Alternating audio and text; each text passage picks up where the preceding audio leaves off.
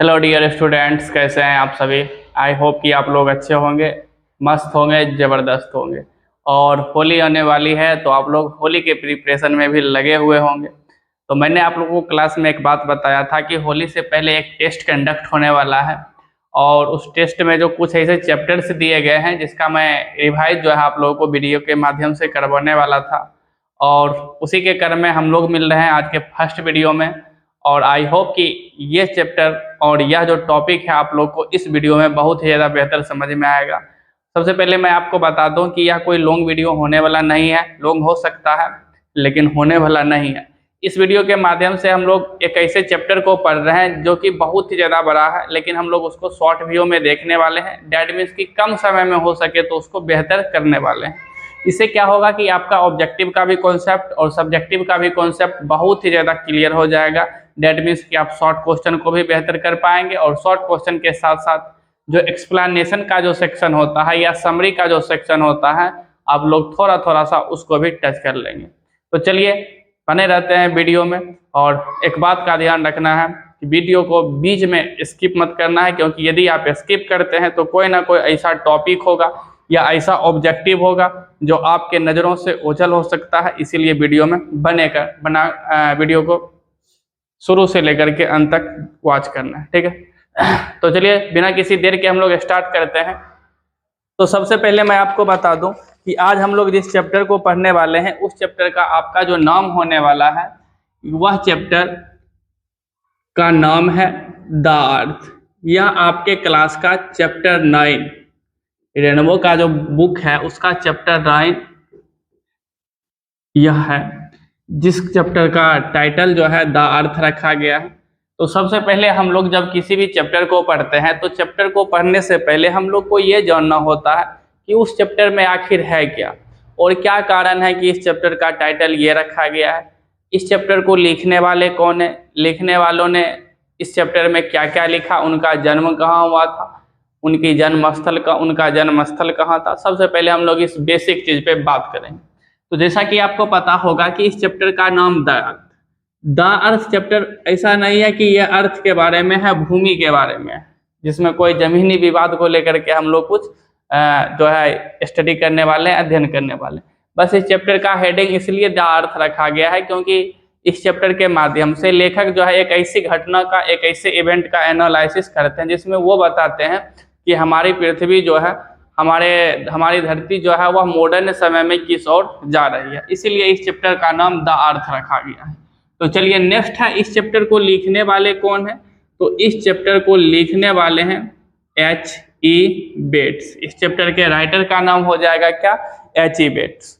अब आप देख सकते हैं कि ये H.E. बेट्स जो लिखा हुआ है ये पूरा नाम नहीं है। तो सबसे पहले तो हम लोग को ये भी जानना है कि ये पूरा नाम इसका क्या होगा। तो इसका पूरा नाम जो है वो होने वाला है हर्बर्ट एबनेस्ट। ध्यान दीजिएगा, यहाँ पे मैंने एबनेस्ट लिखा है, जो उसमें इसको एवरेस्ट नहीं पढ़ना है, ये लिखा हुआ है आपका एबनेस्ट। तो पूरा नाम इसका क्या हो जाएगा, हर्बर्ट एबनेस्ट बेट्स। तो हमने यहाँ पर लेखक के नाम के बारे में जाना कि दी अर्थ के राइटर कौन है। अब हम लोग ये जानते हैं कि H.E. बेट्स जो है इनका एज पीरियड क्या रहा होगा। डेट मीन्स कि इनकी जन्म कब हुई थी और इनका मृत्यु कब हुआ था, निधन कब हुआ था, ठीक है। और उसके बाद हम लोग ये भी जानेंगे कि इनका जन्म जो है वो कब हुआ था और कहाँ हुआ था। इनका जन्म जो है 1905 ईस्वी में हुआ था और इनका निधन यानी कि मृत्यु जो है, डेथ जो किए थे वो 1948 में किए थे, ठीक है। और हम लोग को ये ध्यान में रखना है कि इनका 1905 में ये तो हो गया कि इनका जन्म कब है और डाइड कब है। अब हम लोग जानेंगे कि इनका जन्म स्थल यानी कि बोर्न प्लेस जो है वो कहाँ है। तो इनका जन्म जो है नॉर्थहैम्पटन इंग्लैंड में हुआ था। कहाँ हुआ था, इंग्लैंड में हुआ था। इंग्लैंड में एक जगह है नॉर्थहैम्पटन नाम से, वहीं पे इनका जो है जन्म हुआ था, ठीक है।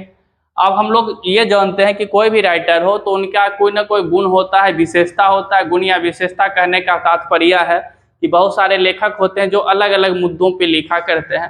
तो हम लोग ये जान लेते हैं कि H.E. बेट्स जो थे ये किन किन चीज़ों पर लिखा करते थे। तो H.E. बेट्स प्रोफेशनली एक शॉर्ट स्टोरी राइटर थे। शॉर्ट स्टोरी राइटर कहने का मतलब हुआ कि यह छोटी छोटी कहानियों को लिखा करते थे और इन्होंने कुछ दिन के लिए जर्नलिस्ट कहने का मतलब हुआ कि पत्रकार का भी काम किया था। किसने? एच.ई. बेट्स ने, इस चैप्टर के राइटर ने। अब आप कहिएगा कि सर ये जर्नलिस्ट क्या होता है? तो आप जब मार्केट में चलते होंगे तो बहुत सारे ऐसे बाइक या कार मिल जाता है जिसके ऊपर में लिखा हुआ रहता है प्रेस, जो कि पत्रकारिता का काम करते हैं। तो ये राइटर जो थे एच.ई. बेट्स, यह एक जर्नलिस्ट थे और यह भी पत्रकारिता का काम किया करते थे। चलिए नेक्स्ट हम लोग को ये जानना है। अब देखिए कि होता क्या है कि बहुत सारे चैप्टर में ये भी ऑब्जेक्टिव पूछा जाता है कि जिस चैप्टर के राइटर हैं उसने किस किस बुक को लिखा या कौन सा ऐसा चीज लिखा जो आगे चल करके फेमस हुआ। तो इन्होंने भी कुछ बुक्स लिखे हैं जो आगे चल करके फेमस हुआ है। क्योंकि यह राइटर हैं तो लिखने का काम कर रहे हैं, तो इन्होंने कुछ ऐसे बुक लिखे जो कि आगे चल करके फेमस हो गया, जिसमें से है आपका द पर्पल प्लेन। ध्यान रखना है क्या? The purple plane, the jacaranda tree, और दो और बुक, द सेक्रेट स्वॉर्ड, ये आपका तीसरा बुक हो जाएगा। और एक और लास्ट होने वाला है द डार्लिंग ब्यूड्स ऑफ मई।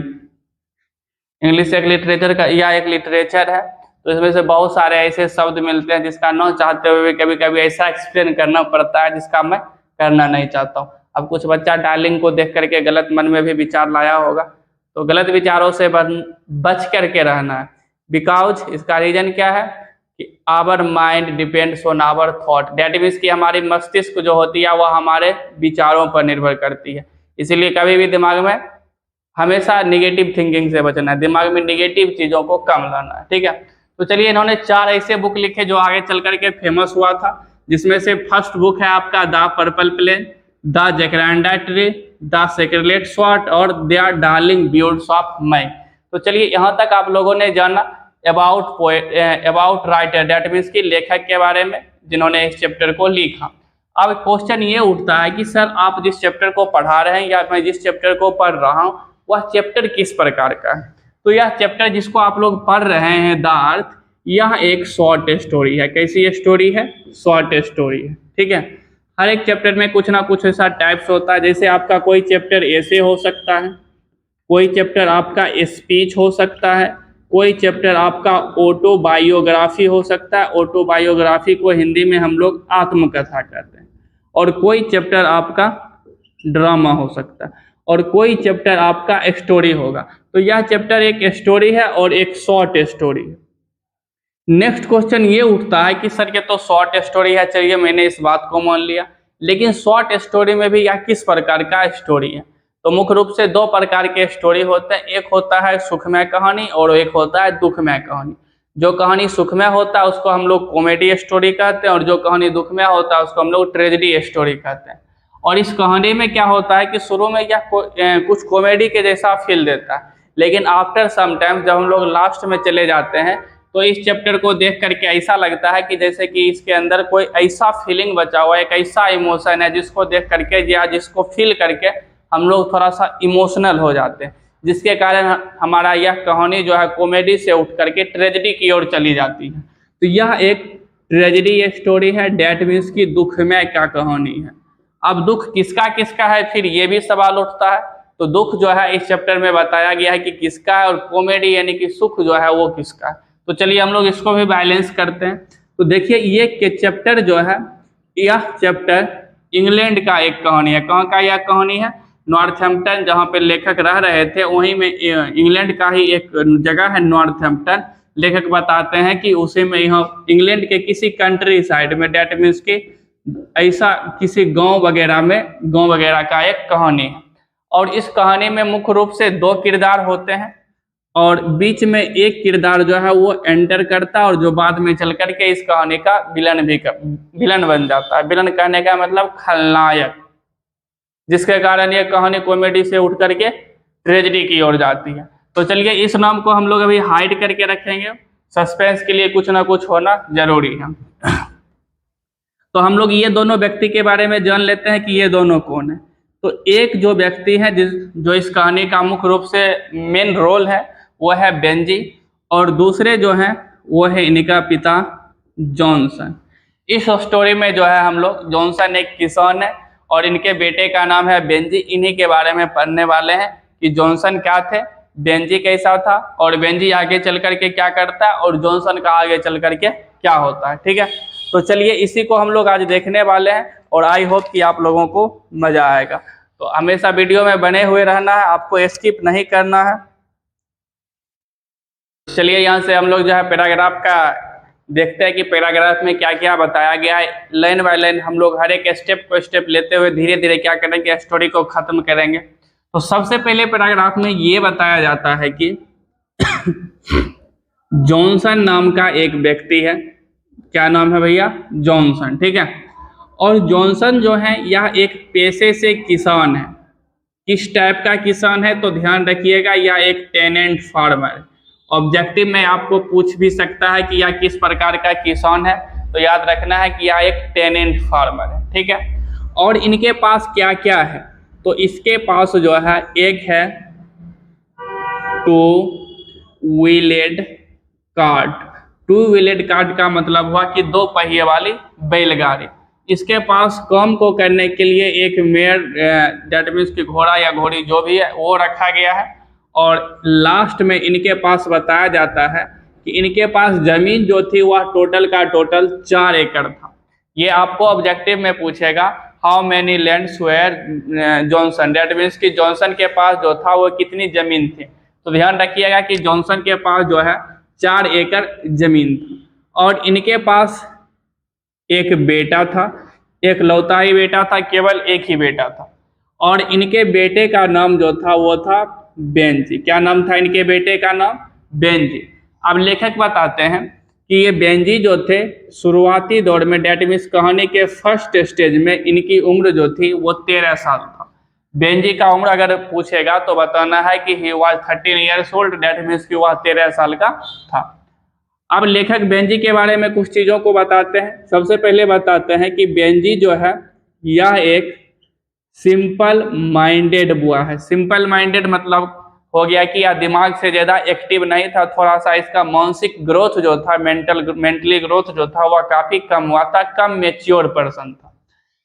फिर लेखक इनके फिजिकली पोजीशन के बारे में कुछ बताते हैं कि इनका आई का कलर जो था वो ब्लू था।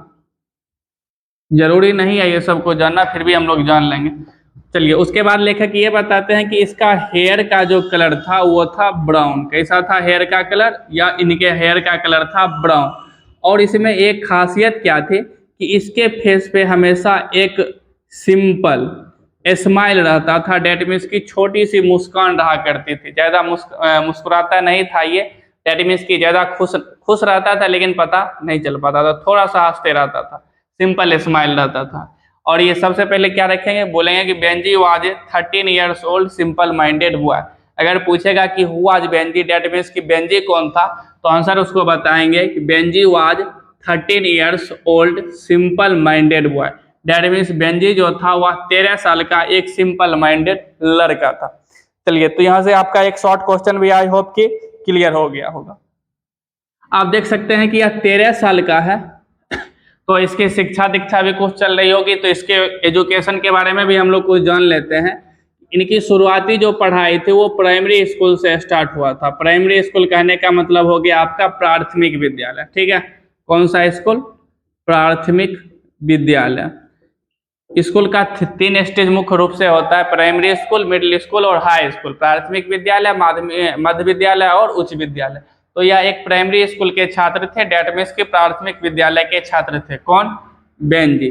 फिर से सुनिएगा क्या बोले हैं कि बेंजी जो थे यह 13 साल का एक सिंपल माइंडेड लड़का था, जिसके आई का कलर ब्लू था और हेयर का कलर ब्राउन था, और इसके चेहरे पर एक हमेशा सिंपल स्माइल रहा करता था, और यह एक प्राइमरी स्कूल का स्टूडेंट था, डेट मीन्स की प्राथमिक विद्यालय में वह पढ़ा करते थे।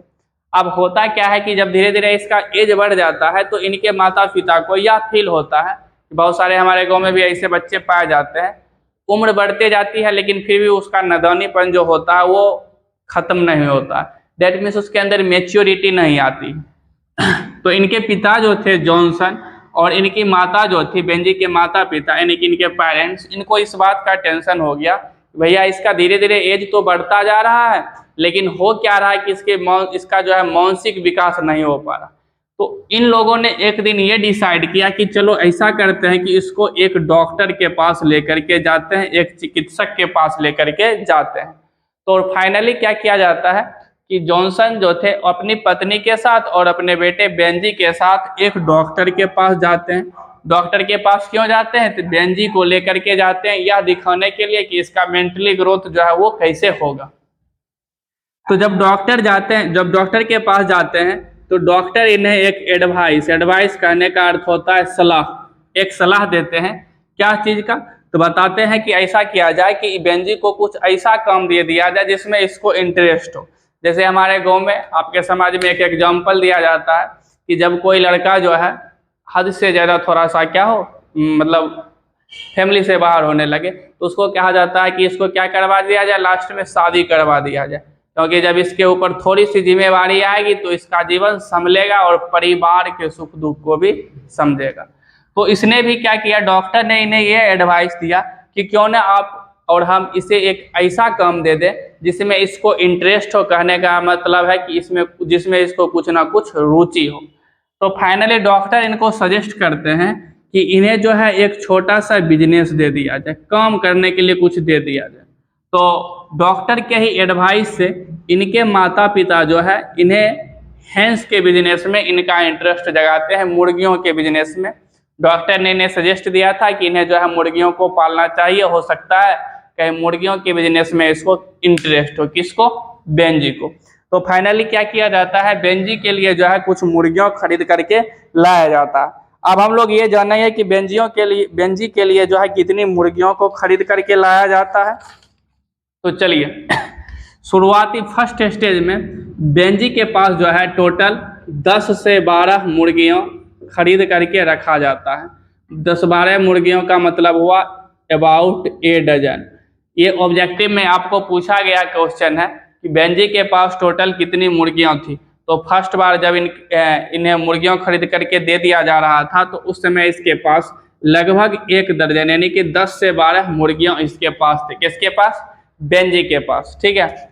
और बताते हैं लेखक कि इस 10-12 मुर्गियों को रखने के लिए बेंजी के पिताजी जॉनसन ने क्या किया था, बैक हाउस कहने का मतलब होता है घर के पीछे का जो जगह था वहाँ एक वायर कूप बना दिया।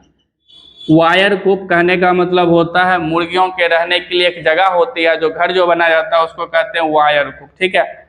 हम लोग अपने लोकल लैंग्वेज में इसको मुर्गा का खोप भी कहते हैं या मुर्गी का खोप भी कहते हैं। तो एक वायर कूप बनाया जाता है जहां पर मुर्गियों को रखा जाता है। ठीक है। और खाने के लिए मुर्गियों को केबेज का मतलब होता है पत्ता गोभी, मेज का मतलब होता है मक्का, और मक्के के साथ साथ इसे कुछ अनाज, ग्रेन, कुछ अनाज दिया जाता है जिससे कि इसका जल्दी जल्दी विकास हो जाए। किसका? बेंजी का नहीं, बेंजी के मुर्गियों का। सॉरी, ग्रेन नहीं होगा, यहाँ कॉर्न होगा। चलिए तो देख सकते हैं कि 10 से 12 जो मुर्गियों जो थी उसे रखने के लिए एक वायर कूप बनाया जाता है और यह काफ़ी छोटा होता है। और यदि आप लोग भी अगर इन फ्यूचर बेरोजगार होने वाले हैं तो आप लोग के पास भी एक छोटा सा घर रहेगा। ठीक है। इसलिए रोजगार पर ध्यान देना है, नहीं तो कुछ दिनों के बाद आफ्टर मैरिज हम लोग को ये भी सुनना पड़ता है। क्या? बीवी का एक फेमस गाली जो हम लोग के भोजपुरी के भाषा में, बोरनी से मार बोरे। चलिए पूरा एक्सप्लेन नहीं करना है, थोड़ा सा और लगेगा। तो इसको रहने के लिए, मुर्गियों को रखने के लिए एक वायर कूप बनाया गया था और इसे खाने के लिए फूड के रूप में कैबेज, मेज मतलब मक्का, और कॉर्न का मतलब होता है कुछ अनाजें दी गई थी। ठीक है। और तुम सब भी गाय भैंस यदि गाँव में पाल रहा होगा तो खाने में गाय को अनाज के रूप में हम लोग घट्ठा दिया करते हैं ना। हाँ, और अभी के समय में मार्केट में उसको दलिया के नाम से हम लोग जानते हैं। चलिए आगे देखते हैं। अब यहाँ से हम लोग का स्टोरी जो है वो टर्न लेने वाला है। टर्न लेने वाला इसीलिए है क्योंकि यहाँ से जो है बेंजी एक बिजनेसमैन बनने वाला है, एक प्रोफेशनल व्यापारी बनने वाला। यहीं से इसकी फर्स्ट जो है यहाँ इसका व्यापारी बनने का, बिजनेसमैन बनने का फर्स्ट स्टेज यहीं से तैयार होता है। तो बेंजी क्या करता था, जब इसके स्कूल में छुट्टी होती थी तो ये स्कूल से सीधे क्या करता था, घर जब पहुंचता था तो डायरेक्ट अपने वायर को, डेट मीन्स जहाँ पे ये मुर्गियों को रखे हुए था वहाँ पहुंच जाता था। सपोज डैट जैसे आप लोग क्लास से निकलते हैं तो सबसे पहले आपका फर्स्ट प्रायोरिटी क्या होता है, मोबाइल को निकालें और देखें कि किसका मैसेज आया या किसका कॉल आया। लक्षण ही वैसा हो गया। ज़्यादा एक्सप्लेन नहीं करेंगे क्योंकि किसी समय में हो सकता है हमारा भी हुआ होगा। तो चलिए, ये क्या करते थे, जब स्कूल से निकलते थे तो सबसे पहले घर पहुंचते ही या मुर्गियों के पास पहुंचते थे, वायर कूप के पास जहां पर मुर्गियों को रखा गया था, और यहाँ पर जाकर के यह देखा करते थे कि इनकी मुर्गियों में क्या क्या कमी है। अब हुआ क्या कि बेंजी को एक दिन समझ में आ गया कि वह अपने हैंस का जो बिजनेस है वह उसको तब तक आगे नहीं बढ़ा सकता है जब तक वो बिजनेस में एक और बिजनेस में हाथ न लगा। तो उसने सोचा कि क्यों ना हैंस के साथ साथ एग्स यानी कि अंडे का भी व्यवसाय किया जाए। ठीक है, तो उसने क्या किया, हैंस के साथ साथ एग्स का भी बिजनेस करना स्टार्ट कर दिया। अभी फर्स्ट स्टेज में इसके पास टोटल लगभग 10 से 12 मुर्गियां थी, जिसके कारण अंडे भी कम हुआ करते थे। तो ये क्या करता था, इसको डोर टू डोर का मतलब हुआ घर के दरवाजे दरवाजे पर जा करके गाँवों में यह अंडे को बेच दिया करता था। कौन, बेंजी। अब बेंजी जब इसको बेचा करता था तो हम लोग को बचपन में आप लोग के साथ भी ऐसा इंसिडेंट हुआ होगा, अक्सर हुआ करता। फर्स्ट सपोज डैट है आपकी कोई कभी आपके घर में कोई गेस्ट आए हुए हों और जाते वक्त जो है हम लोग को कुछ ना कुछ दिया जाता है और उसमें कुछ ना कुछ ज़्यादातर धनराशि ही हुआ करती है।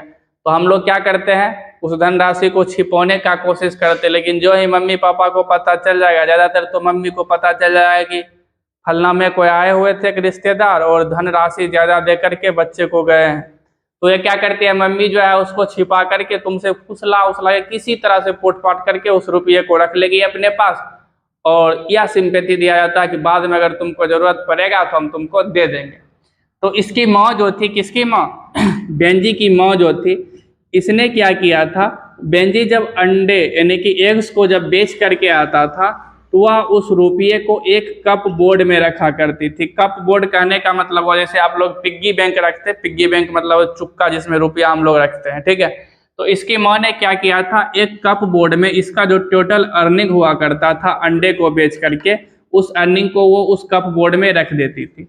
अब यह कप बोर्ड जो था यह उनके किचन यानी कि रसोई घर में एक बेसिन हुआ करता था, उसी में वो रखा हुआ था। बेसिन में इसीलिए रखा हुआ था क्योंकि ताकि जो है बेंजी जो था वहाँ तक पहुँच नहीं सके, क्योंकि हो सकता है कि हम लोग ट्राई भी करते हैं, सपोज डैट पिग्गी बैंक है तो उसको उल्टा करके भी ट्राई करेंगे चम्मच ले, कहीं अगर एक को पहुँच या 10 निकल गया तो टकाटक कुरकुरे ना, वहीं से मामला सेट। तो ये क्या कि इनकी माँ जो थी उस कप बोर्ड को किचन में बेसिन में रख दी थी ताकि वह उसके पहुँच से बाहर हो जाए। किसके पहुँच से, बेंजी के पहुँच से। तो एक दिन क्या हुआ, बेंजी ट्राई कर रहा था, किस चीज़ के लिए, रुपया निकालने के लिए। तो उसकी माँ ने बेंजी को देख लिया कि बेंजी जो है रुपया निकालने का ट्राई कर रहा है, किस चीज़ से, कप बोर्ड से। तो उसने अपने बेटे को समझाया, बेंजी को समझाया कि बेटा ये सब जो हम तुम्हारे लिए इतना जो हम धन दौलत सब जमा कर रहे हैं तुम्हारे लिए ही तो कर रहे हैं, और जब तुम 21 साल के हो जाओगे, आफ्टर 21 ईयर्स, और इसका जो डेट मीन्स की पूरा का पूरा जो धन संपत्ति है यह सब का सब तुम्हारा हो जाएगा, क्योंकि ये जो था उसका एकलौता बेटा था, डेट मीन्स की बेंजी का कोई भाई बहन नहीं था। तो इसकी माँ ने इन्हें समझाया कि जब तुम 21 साल के हो जाओगे तो जितना भी संपत्ति है सब तो तुम्हारा ही होने वाला है, इसलिए तुम टेंशन मत लो, आराम से जो जहाँ रखा हुआ है रखने दो। और दूसरा क्या बताई कि यदि यही जिसको तुम अभी अर्निंग कर रहे हो, जिसको तो हम बचा बचा करके रख रहे हैं, यदि ये इनफ हो जाए, कहने का मतलब पर्याप्त हो जाए, सफिशिएंट हो जाए, तो इसको क्या करेंगे, बाद में जा करके बैंक में रख देंगे, और जब ये ज़्यादा हो जाएगा तो हम लोग बैंक से निकाल लेंगे। ठीक है, इसके माँ ने इसे ये बात समझाया। अब क्या होता है धीरे धीरे कि ये बेंजी जो था इसको इस बिजनेस में काफ़ी ज़्यादा इंटरेस्ट होने लगता है, और इतना ज़्यादा इंटरेस्ट होने लगता है कि सबसे पहले ये कहता है कि हमसे पढ़ाई लिखाई नहीं होगा, पढ़ाई लिखाई सबसे पहले छोड़ेंगे। हम लोग भी सबसे पहले इस स्टेज में यही करने वाले हो ना, सबसे पहले पढ़ाई लिखाई को छोड़ो, छोड़ना ना है, पढ़ाई लिखाई सब प्राइमरी ऑप्शन अपने पास ही है, सेकेंडरी में कुछ और हो सकता है, लेकिन फर्स्ट प्राइमरी ऑप्शन में एजुकेशन ही होना चाहिए, ठीक है। तो इसने क्या किया, 14 साल की उम्र में पढ़ाई लिखाई को छोड़ दिया। तो ये ऑब्जेक्टिव में आपको पूछेगा कि कितने साल के उम्र में बेंजी ने स्कूल को छोड़ दिया था, डेट मीन्स कि लेफ्ट स्कूल का ऑप्शन रहता है आपको, तो उस समय आपको ध्यान रखना होगा कि 14 साल के उम्र में जो बेंजी जो है पढ़ाई लिखाई छोड़ दिया था, इसने स्कूल जो है ना छोड़ दिया था। अब इसके पास जो पहले 10-12 मुर्गियां थी, यह बढ़ करके अब 40 से 50 हो गया था। 10-12 मुर्गियों से इसने क्या किया, धीरे धीरे और खरीदा, और धीरे धीरे जा करके यह बन गया 40 से 50। अब क्या हुआ कि अब जब ज़्यादा मुर्गियों की संख्या हुई तो अंडे की भी संख्या ज़्यादा होने लगी। लगभग एक सप्ताह में, इन 1 वीक, वह 200 अंडे को बेचने लगा, मार्केट में जा करके सेल करने लगा। अब जब अंडे की संख्या जब ज़्यादा हुई तो अमाउंट का भी संख्या ज़्यादा होने लगा। अब वह डायरेक्ट अमाउंट कप बोर्ड में न जा करके अब सीधे वह कहाँ पहुँचता था, तो बैंक में पहुँचता था। पहले जब 10-12 मुर्गियां थी तो अर्निंग कम होता था तो उसको कप बोर्ड में रखा जाता था, अब लेकिन जब ज़्यादा अर्निंग होने लगा तो उसको उठा करके सीधे बैंक में रखा गया। अब बेंजी जो था इस बिजनेस में धीरे धीरे बहुत ही ज़्यादा इंटरेस्टेड होने लगा, और एक दिन यह न्यूज पेपर को पढ़ रहा था। किस चीज़ को पढ़ रहा था, ध्यान देना है, न्यूज पेपर को, ठीक है। और उसने क्या जाना था कि सिगरेटेड किस्म का एक मुर्गी जो होती है, ब्रीड्स जो होता है, वह काफ़ी उन्नत होता है, डेट मीन्स अच्छे किस्म का होता है। सपोज डेट यदि आप लोग कभी गांव में रहे होंगे या गांव के बारे में जानते होंगे तो आप लोग को भी पता होगा कि हम लोग गाय जो पालते हैं उसमें भी ब्रीड्स पाया जाता है, जैसे हम लोग सुनते हैं फ्रीजियन या जर्सी वगैरह।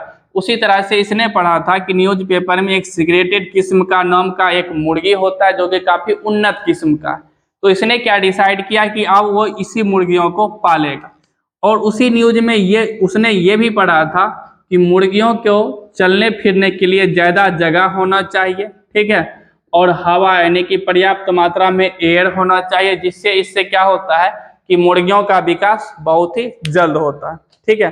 तो इसी सब बातों को उसने पढ़ा, तो उसने क्या किया, अपने पिताजी, वो बेंजी जो थे तब वो अपने पिताजी के पास पहुंचते हैं और सारी बात अपने पिताजी को बताते हैं, और बताते हैं कि उसे जो है थोड़ा सा प्लेस, कहने का मतलब होता है कि स्थान या जगह चाहिए। किस चीज़ के लिए, तो जो मुर्गियां जो नया वो खरीदने वाला था नया किस्म का, उसको रखने के लिए उसे जगह की आवश्यकता थी। तो उसने अपने पिताजी से बात किया कि पिताजी मैं जो है अब और ज़्यादा मुर्गियों को खरीद रहा हूँ, इसीलिए मुझे और ज़्यादा जगह की ज़रूरत है, तो मैं चाहता हूँ कि घर के पीछे का जो हिस्सा है जहाँ पर मैंने वायर कूप को बना रखा है उसे जो है एक बड़ा घर बनाया जाए, ठीक है। आई होप कि आप लोग समझ रहे होंगे।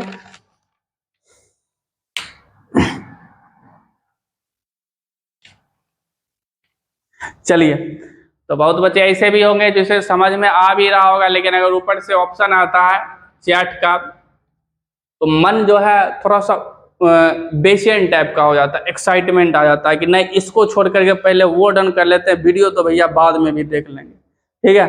तो ऐसे लोग के लिए हमारा भी एक लाइन है, करत करत अभ्यास कबौनी जरमत होत सुजान, पबजी फ्री फायर खेलत मोबाइल चलाएत दिन जात है, सिलेबस का कुछ ना होत ज्ञान। डेट मीन्स की मोबाइल चलाते चलाते हम लोग सिलेबस को भूल जाते हैं, लेकिन सिलेबस को आप लोग को भूलना नहीं है। और केवल ऐसा नहीं है कि मैं आपको सिर्फ इंग्लिश या हिंदी के सिलेबस को आप लोगों को कवर करने के लिए सजेशन दे रहा हूँ, आपको हर एक सब्जेक्ट के ऊपर पे कमांड होना चाहिए ताकि आप हर एक पेपर में अच्छा कर पाएँ, और जब आपका हर एक पेपर बैलेंस में रहेगा तभी आपका बेहतर परिणाम भी आने की संभावना है, ठीक है। तो चलिए अब हम लोग आगे बढ़ते हैं, यहाँ से जो है हम लोग आगे देखेंगे कि इसके बाद जो है नया घर कैसे बनाया जाता है और नए घर में कितनी मुर्गियों को रखा जाता है। तो चलिए फाइनली क्या होता है कि बेंजी के माता पिताजी जो थे वो इस बात को एक्सेप्ट कर लिए, मान लिए। उसने कहा कि ठीक है बेंजी, मैं तुम्हें जो है एक ऐसा घर के पीछे में जो है और भी ज़्यादा मुर्गियों को रहने के लिए जो जगह तुम्हें चाहिए मैं वो तुम्हें बनाने के लिए दे रहा हूँ। तो बेंजी क्या करता है, मुर्गियों के लिए और भी ज़्यादा घर बनाता है। अब धीरे धीरे बेंजी का जो बिजनेस जो था वो काफ़ी फैलने लगा था, ठीक है। धीरे धीरे यह बेंजी जो था मुर्गियों और अंडे के बिजनेस में सक्सेस होते जा रहा था। तो अब जब ये सक्सेस होते जा रहा था तो लोकल जो शहर था उसमें इसका काफ़ी ज़्यादा नाम होने लगा, इसके गांव में, इसके शहर में। तो इसके पिताजी को इनके ऊपर काफ़ी ज़्यादा गर्व महसूस होने लगा और इनके पिताजी यानी फादर, जिसका नाम जॉनसन था, यह एक बाद में चलकर लोकल प्रीचर बन गए। प्रीचर कहने का मतलब होता है उपदेशक। यह एक लोकल का मतलब होता है ऐसा क्षेत्र जहाँ पर थोड़ा सा जो नज़दीक हो गांव के या शहर के। तो यह एक स्थानीय प्रीचर बन गया, उपदेशक बन गया। और यह इनके पिताजी क्या करते थे, वो संडे के दिन जा कर के लोगों को उपदेश दिया करते थे।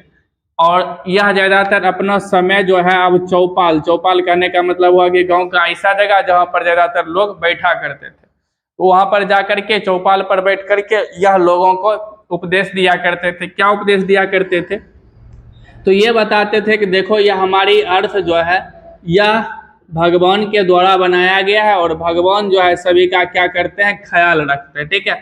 यह लोगों को समझाया करते थे। और चूंकि जॉनसन एक फार्मर थे, किसान थे, तो इसीलिए यह लोगों को ये भी बताते थे कि किस प्रकार से वो खेती करेंगे कि उनका फसल जो है वह ज़्यादा से ज़्यादा अच्छा होगा। तो धीरे धीरे जो है इनके पिताजी का जो था वो सब कुछ बदल चुका था। और इसने क्या किया, अपने बेटे का, किसने, जॉनसन ने काफ़ी कोऑपरेट किया। कोऑपरेट करने का मतलब होता है काफ़ी सहयोग किया। इतना सहयोग किया कि अब जो इनके बेटे कहने की बेंजी का जो व्यवसाय जो था वह काफ़ी फैल चुका था। अब वह उसका जो अर्निंग होता था बेंजी का, अब वो डायरेक्ट बैंक में बेंजी के ही नाम से पहुंचता था। पहले कप बोर्ड में पैसे को रखा जाता था, फिर बैंक में माता पिता के नाम से, लेकिन अब ज़्यादा अमाउंट होने लगा तो उसी बैंक में जो है बेंजी के नाम से वो सारी राशि को रखा गया, अमाउंट को रखा गया। अब इसके माता पिता एक बात को डिसाइड करते हैं, बताते हैं कि उन्होंने सोचा कि जब बेंजी की उम्र 21 साल यानी कि 21 ईयर हो जाएगा तो उसका वह एक शिरोमणि, कहने का मतलब होता है कोई उत्सव, चाहे वह शादी वगैरह का हो या किसी चीज़ का हो, वो उस एक शिरोमणि को अरेंज करने वाला है। डैट मीन्स कि बेंजी का शादी करने वाला है, हाथ में एक और हाथ देने वाला है। आदमी तो ये परिस्थिति में हाथ में हाथ रखता है, ठीक है, जब हमारे ऊपर कोई दुख हो। तो शादी भी एक के वो दुख का कारण।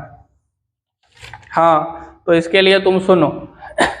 जमीन पर रह करके क्यों आसमान ढूंढते हो, जमीन पर रह करके क्यों आसमान ढूंढते हो, पतझड़ में घर बना करके क्यों बागबान ढूंढते हो।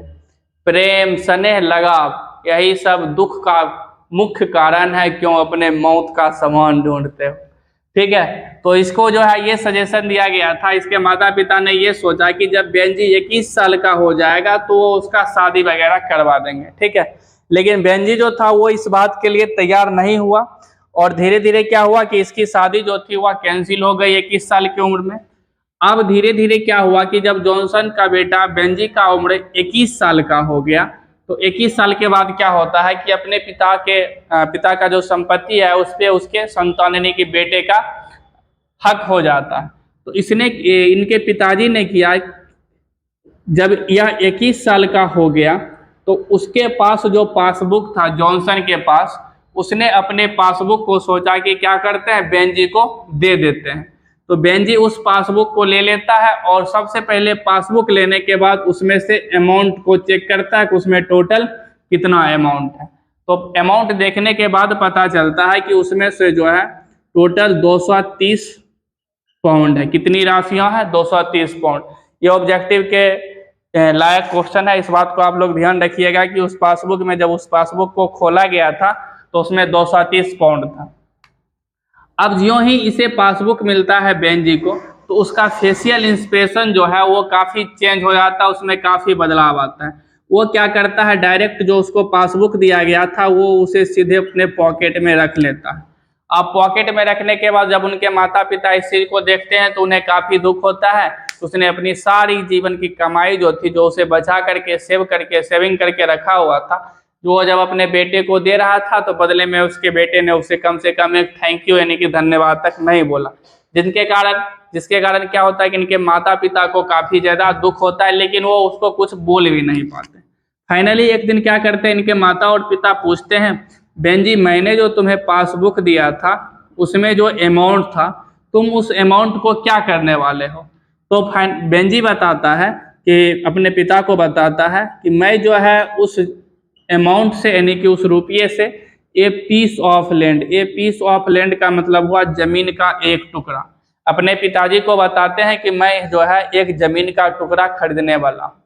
तो इनके पिताजी काफी आश्चर्यचकित होते हैं, उन्हें बहुत ही ज्यादा खुशी भी होती है। तो वो उससे सबसे पहला क्वेश्चन पूछते हैं कि तुम जो जमीन का टुकड़ा खरीद रहे हो वह किससे खरीद रहे हो। तो बेंजी बताता है कि मैं जो है एक जमीन का जो टुकड़ा खरीद रहा हूँ वह मिस्टर विटमोर का है। इस व्यक्ति का नाम आप ध्यान में रखिएगा, क्योंकि 2 बार जो है जमीन खरीदा जाता है। पहली बार जो जमीन खरीदा जा रहा है वो है मिस्टर विटमोर, और इनसे जो है 4 एकड़ जमीन बताता है बेंजी कि मैं उनसे 4 एकड़ जमीन को खरीदने वाला हूँ। ठीक है, अब जमीन खरीद करके ये करता क्या, तो जमीन खरीद करके यह जो है वहां पर और ज्यादा घर बनाता मुर्गियों वगैरह के लिए, ताकि जो है उसका धीरे धीरे बिजनेस जो है वो धीरे धीरे बढ़ने लगे। तो मिस्टर विटमोर से यह 4 एकड़ जो लैंड था वह खरीद लेता है, कौन, बेंजी। अब अगले 4-5 साल तक बेंजी का जो बिजनेस जो था वह काफी रनिंग करता है, डेट मीन्स काफी अच्छा चलने लगता है। तो लेखक उसके बारे में एक बात बताते हैं, कहते हैं कि वह जो है जो एक काफी सिंपल माइंडेड लड़का था, वह स्टॉक मार्केट के बारे में तो कुछ नहीं जानता था। स्टॉक मार्केट के बारे में आप लोग को भी शायद कुछ पता होगा, आप लोग काफी जब यूट्यूब चलाते हैं तो वहाँ पर काफी ज्यादा एडवर्टाइजमेंट भी आता है स्टॉक मार्केट का। तो लेखक बताते हैं कि वह स्टॉक मार्केट के बारे में तो कुछ भी नहीं जानता था, बट लेकिन अबाउट ए हैन कहने का मतलब होता है एक मुर्गी के बारे में वह बहुत कुछ जानता था। कौन, Benji. He knew nothing about stock market but he knew everything about a hen. That means वह स्टॉक मार्केट के बारे में कुछ नहीं जानता था, लेकिन एक मुर्गी के बारे में या मुर्गियों के बारे में बहुत कुछ जानता था। यह क्वेश्चन आपका एक्सप्लेनेशन यानी कि व्याख्या करने वाला जो सेक्शन होता है उसमें यह पूछा भी जाता है, तो इसलिए इस चीज को हम लोग ध्यान में रखेंगे। चलिए नेक्स्ट हम लोग देखते हैं क्या कहते हैं। अब लेखक बताते हैं यहाँ पर से कि अब बेंजी और उनके पिता जॉनसन के बीच में एक ही डिफरेंस है। डिफरेंस क्या है कि जितना भी लैंड जो है यानी कि भूमि जो है वो सबका सब किसका है, जॉनसन का है, और हैंस यानी मुर्गी जो है टोटल वह सबका सब किसका है, बेंजी का है। आप देख सकते हैं कि बेंजी का प्रगति जो है काफी कितना ज्यादा देखने को मिल रहा है। ठीक है, लेखक बता रहे हैं कि जितना भी जमीन था वो सबका संबंध बेंजी के पिता जॉनसन से था, और मुर्गियों जो थी उसका संबंध टोटल का टोटल बेंजी से था। अब धीरे धीरे क्या होता है कि सबका उम्र बढ़ते जाता है, बेंजी की भी उम्र बढ़ती है और जॉनसन का भी उम्र बढ़ता है। अब जॉनसन जो है जब 60 साल के हो जाते हैं तो एज को बढ़ने से पहले हम लोग थोड़ा सा इसको क्लीन कर लेते हैं ताकि लिखने में और ज़्यादा बेहतर हो। हम लोग लगभग आधे स्टोरी को कवर कर चुके हैं और शायद आप लोगों को पता भी नहीं चल रहा होगा, और आई होप कि आप लोग अगर क्लास में पढ़े होंगे तो और भी ज़्यादा बेहतर समझ में आ रहा होगा। तो यदि आप इसी तरह से और ज़्यादा बेहतर पढ़ने के लिए या बेहतर समझने के लिए चाह रहे हैं तो क्लास को अब्सेंट ना करें, क्लास में भी रेगुलर रहें, और ज़्यादातर बच्चे रेगुलर रहा भी करते हैं, इसके लिए बहुत बहुत धन्यवाद। चलिए अब हम लोग आगे जानते हैं कि क्या होता है।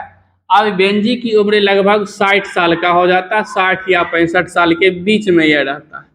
तो इसके पास आपको याद होगा कि 4 एकड़ लैंड इनके पास था। ठीक है, लेकिन ये 4 एकड़ लैंड जो था यह खुद जॉनसन का नहीं था, इसने उस जमीन को रेंट पर लेकर के रखा हुआ था, तो यहाँ पर 2 क्वेश्चन उठता है। सबसे पहला क्वेश्चन कितने वर्षों के लिए, तो फॉर 40 ईयर्स, डेट मीन्स 40 वर्षों के लिए। दूसरा क्वेश्चन किससे रेंट पर लेकर के रखा हुआ था, तो जिस व्यक्ति से वो जमीन को रेंट पर लेकर के रखा हुआ था उस व्यक्ति का नाम था सैंडर्स। ध्यान देना है कि जॉनसन के पास टोटल 4 एकड़ जमीन था, जिसे उससे जिसे उसने 40 वर्षों के लिए रेंट पर लेकर के रखा हुआ था, और जिस व्यक्ति से रेंट पर लिया था उस व्यक्ति का नाम था सैंडर्स। ठीक है, नेक्स्ट अब हम लोग देखते हैं कि होता क्या है। अब हमेशा बेंजी के पिता की एक इच्छा हुआ करता था कि जब सैंडर इस जमीन को बेचेगा तो वो उस जमीन को खरीद लेंगे। कौन? जॉनसन। लेकिन जब सैंडर्स इस जमीन को बेचने वाला रहता है, क्योंकि इनका एज जो है 60 से 65 साल का हो जाता है, तो उसमें वो क्षमता नहीं होती है कि वो खुद से अपने रुपये से उस जमीन को खरीद सके। तो इसको पता चलता है कि अब वह जमीन बिकने वाला है, और इसको सैंडर्स बताते हैं जॉनसन को कि मैं जो है इस 4 एकड़ को, जमीन का जो 4 एकड़ जो मैंने आपको रेंट पे दिया था 40 वर्षों के लिए, मैं इसे बेचने वाला हूँ। तो जॉनसन सैंडर्स से पूछते हैं कि आप इस जगह को क्यों बेच रहे हैं। तो वो बताता है कि देखिए, हमारे लोकल का जो टाउन है, डेट मीन शहर है, स्प्रेड का मतलब होता है फैलना, फैलाव, उसमें फैलाव हो रहा है, जिसके कारण जो है मैं ये इस जमीन को बेचने के लिए चाह रहा हूँ। और बहुत सारे ऐसे बिल्डर हैं, बिल्डर कहने का मतलब होता है जो घर बनाने का काम करते हैं, बहुत सारे ऐसे बिल्डर हैं जो मुझसे उस जमीन को खरीदने के लिए चाहते हैं और सोचते हैं कि उस पर मैं बिल्डिंग बना दूं। फिर जॉनसन को सैंडर्स ये भी बताते हैं कि यदि आप उस जमीन को नहीं खरीद रहे हैं तो इस जमीन को कोई और व्यक्ति खरीदने वाला है। ठीक है, तो लेखक जॉनसन को बाद में पता चलता है कि बेंजी, उसका बेटा जो था, उसी ने सैंडर्स से वो 4 एकड़ जमीन भी खरीद लिया था। ठीक है, किसने? बेंजी ने। किससे? सैंडर्स से। पहले बार में बेंजी जो था विटमोर से 4 एकड़ जमीन खरीदा था, और बाद में चल करके जॉनसन से, सॉरी, सैंडर्स से भी 4 एकड़ जमीन को खरीद लेता है। तो लेखक के पिता, सॉरी, बेंजी के पिता जॉनसन बेंजी से पूछते हैं कि तुम ये जो 4 एकड़ जमीन खरीद रहे हो, इस 4 एकड़ जमीन को खरीद करके तुम क्या करोगे? तो उस समय ये बताता है कि मैं उस जमीन पर जो है एक इनक्यूबेटर हाउस बनाने वाला हूँ। इनक्यूबेटर हाउस को बना करके जो है मैं चाहता हूँ कि अपने बिजनेस को और भी ज़्यादा फैलाऊँ।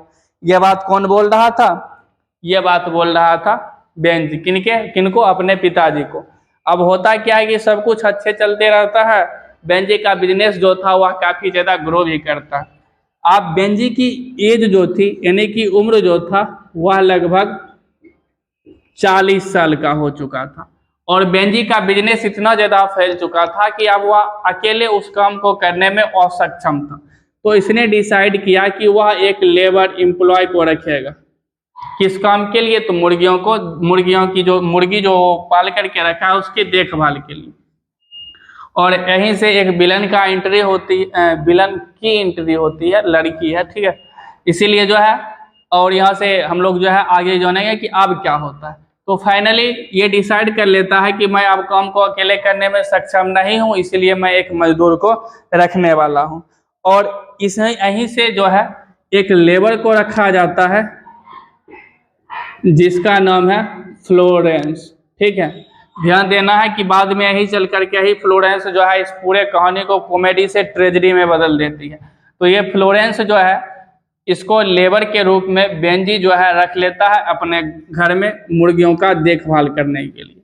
अब हम लोग फ्लोरेंस के बारे में भी जान लेते हैं कि यह कैसी थी।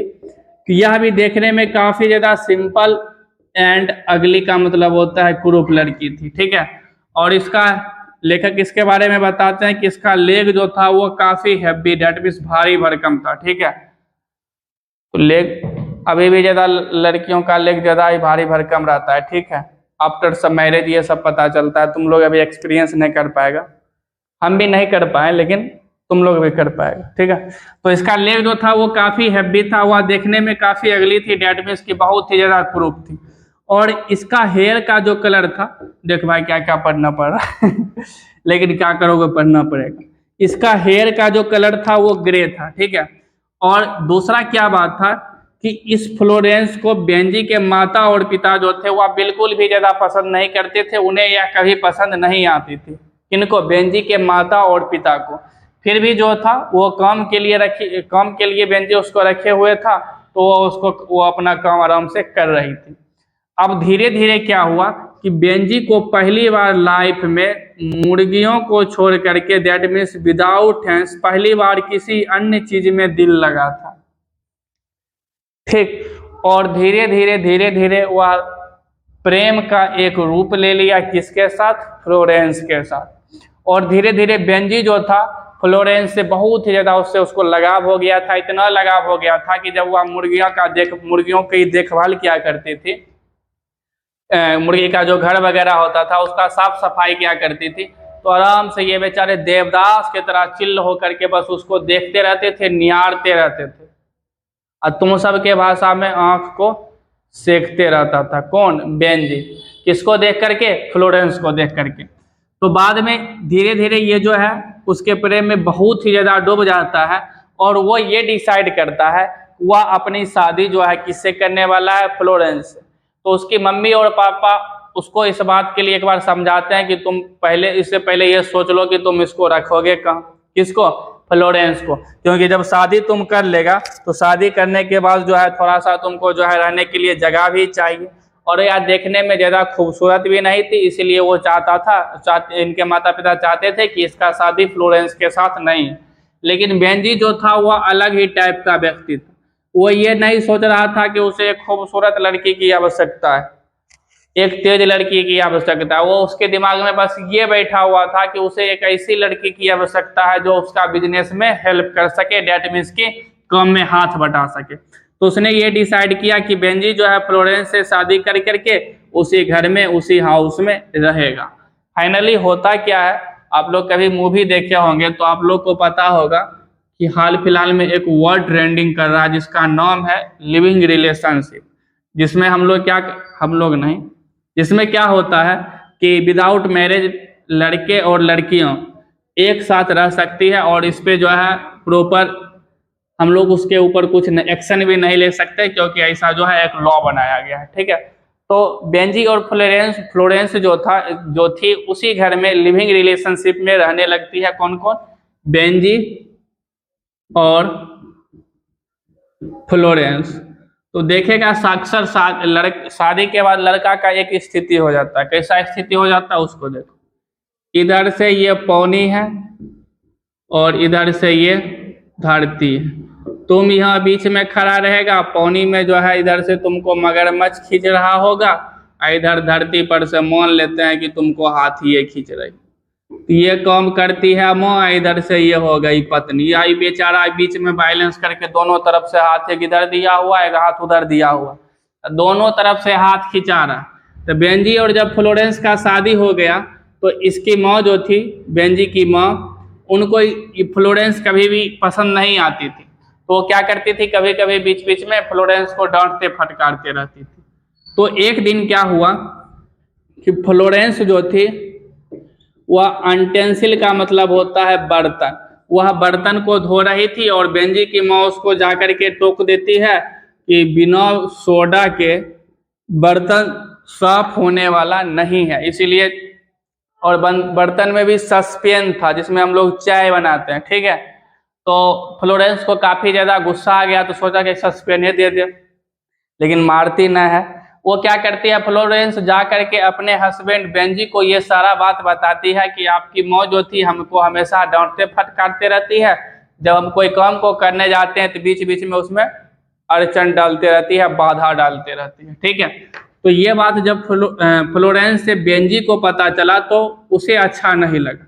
उसने एक डिसीजन लिया। फर्स्ट डिसीजन ये है, और सेकेंड एंड लास्ट जो होने वाला है वह काफ़ी ज़्यादा दुख में होने वाला है। तो फर्स्ट डिसीजन क्या लेता है, या अपनी मम्मी को समझाता है कि तुम अपना खाना अलगे बनाना, हम अपना खाना अलगे बनाएंगे। तुम आराम से किचन में खाना खाओ और आराम से हम जो है बेडरूम में खाना खाएंगे। तो अब घर जो है वह 2 भागों में बट चुका था, और फ्लोरेंस भी चाहती थी कि जितना जल्दी हो सके बेंजी जो है अपने माता पिता को छोड़ करके धीरे धीरे इधर से बैलेंस करके इधर को छोड़ करके धीरे धीरे बैलेंस करके इधर आ जाए। तो फ्लोरेंस का यह जो आइडिया जो था वह काफ़ी हद तक सही भी होने लगता है। और ये क्या करता है, डिसीजन लेता है कि अपने माँ को वो क्या करता है, अब ये भी बता देता है कि तुम घर के पिछले हिस्से में रहोगे। और जब सर्दियों का समय लगभग गुजर जाता है तो बेंजी के माता पिता जो थे वह घर के पिछले हिस्से में रहने लगते हैं। कौन? बेंजी के माता पिता। और सर्दियों के जब समय गुजर जाने के बाद ऐसा स्थिति हो जाता है यदि इसकी पत्नी इधर से जाती तो यदि उसकी माँ उधर से आती तो दोनों अपना अपना रास्ता बदल लेते थे, और दोनों में बीच बिल्कुल टॉकिंग वगैरह जो था, कन्वर्सेशन, वह बहुत ही ज़्यादा बंद हो गया था। बहुत ज़्यादा मतलब नौ के बराबर होता था, दोनों में बातचीत नहीं हुआ करता था। तो धीरे धीरे जो था बेंजी भी इस चीज़ अपने वाइफ के लिए धीरे धीरे लॉयल, डैट मीन्स की वफादार होते जा रहा था, ठीक है। और तुम सब भी ज़्यादा वफादार मत होना, ठीक है। पढ़ने में मन न लगने का तीनों वो पहले बहुत सारा रीजन होता था, तो मुख्य रूप से 3 था, काम, क्रोध, लोभ। अब क्या है, व्हाट्सएप, इंस्टाग्राम, फेसबुक और टेलीग्राम और यूट्यूब वगैरह। अब तो लोग और मॉडर्न तरीका को अपना रहा है, फोन पे ही पेटीएम और से चैट हो जाता है। और तुम लोग उसमें हाथ लगा करके नहीं देखना, कितनी ट्राइयो करके देख लेते हैं। और इस सब का एक गो रीजन क्या, प्रेम या लगाव। देख रहा है ना, घर की फूट पड़ोसी की लूट, स्टोरी में वही हो रहा है। तो ये क्या होता है कि धीरे धीरे इनके बीच का जो तनाव जो था वह काफी ज्यादा बढ़ गया था। और लास्ट में एक दिन जो है बेंजी ये लास्ट डिसीजन लेता है, या अपने पेरेंट्स को बताता है। वो अपने पेरेंट्स को जाकर के बोलता है कि मैं चाहता हूं कि आप जो है आप इस घर को छोड़ करके कहीं और जा करके रहिए, क्योंकि मैंने इस घर को खरीदा है। किससे? सेंडर्स से, क्योंकि सारा का सारा जमीन किसका था? सेंडर्स का। तो जब इसके माता पिता इस बात को सुनते हैं तो वो काफी ज्यादा दुखी होते हैं, लेकिन वो कर भी क्या सकते थे, क्योंकि उसने अपनी सारी संपत्ति अपने बेटे बेंजी को दे रखा हुआ होता है। तो वह चुपचाप से जो है कुछ नहीं बोलता। और आफ्टर 1 वीक कहने का मतलब हो गया 1 सप्ताह के बाद क्या करता है बेंजी, अपने माता पिता को, एक फोर्ड का वैन था उसके पास, उस गाड़ी में वो बैठाता है और उसे ले जा करके टाउन पहुंचा देता है, शहर पहुंचा देता है। और टाउन में जो है एक स्ट्रीट मिलता है, स्ट्रीट का मतलब होता है गली, जिसके दोनों साइड से घर बना हुआ था और बीच से रास्ता था। काफी ज्यादा पॉपुलेशन थी, जनसंख्या थी, गाड़ी वहां से फोर्ड की गुजरती है। और बेंजी जो है उसी कार में बैठा हुआ रहता है और अपने माता पिता को बोलता है कि तुम जो है इस कार से निकल जाओ। अब उसके माता पिता उस गाड़ी से निकल जाते हैं और एक अनजान जगह पर आकर के खड़े हो जाते हैं, जहां वो किसी को नहीं जानते हैं। और उन्हें ये बिल्कुल समझ में नहीं आ रहा था कि आखिर ऐसा क्या हुआ जिसके कारण बेंजी ने जो है उसे अपने घर से निकाल दिया। तो फाइनली हम लोग का क्लास यहीं खत्म होता है। और क्लास को खत्म करने से पहले आप लोग के लिए एक लास्ट लाइन है, इजाजत मिल ही गई है तो वक्त क्यों बर्बाद करना। इजाजत मिल ही गई है तो वक्त क्यों बर्बाद करना, ले जाएंगे यादें साथ में हम और आप, ले जाएंगे साथ में यादें साथ में हम और आप। बस अपना अपना ख्याल रखना। आप सभी का दिन शुभ हो। हम लोग मिलते हैं एक नए क्लास में एक नए वीडियो के साथ। आप सभी का दिन शुभ हो। धन्यवाद।